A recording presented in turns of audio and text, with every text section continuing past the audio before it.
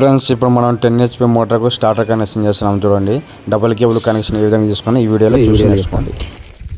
ఈ 10 HP మోటార్కు double cable వస్తుంది. దీనికి స్టార్టర్లు ఏ విధంగా కనెక్షన్ చేసుకోవాలని చూడండి.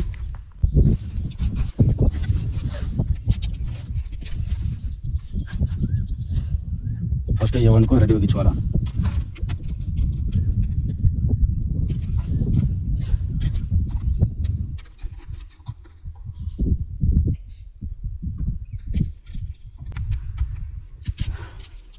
ఫ్రెండ్స్ ఇప్పుడు రెడ్ ఎల్లో బ్లేడ్ బిగించాము. ఇప్పుడు ఈ కేబుల్ వచ్చేసి మనం దీనికి ఆపోజిట్ బిగించుకోవాలా. ఇక్కడ A1కి రెడ్ ఉంది కాబట్టి ఆపోజిట్,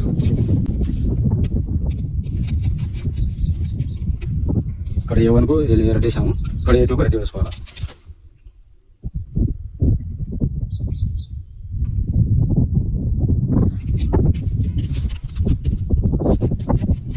B2కు ఎల్లో,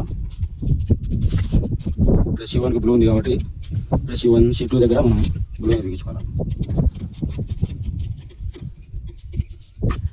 ఓకే చూడండి, రెడ్ ఎల్లో బ్లూ బిగించాం కదా. దీనికి ఏ విధంగా కొన్ని దానికి కొత్త స్టార్టర్ కాబట్టి దీనికి లేబుల్ అయితే వచ్చింది. లేబుల్ లేని దానికి ఏం చేయాలంటే ఫస్ట్ రెడ్ ఎల్లో బ్లూ బిగించుకున్న తర్వాత దీనికి ఆపోజిట్ బిగించుకోవాలి.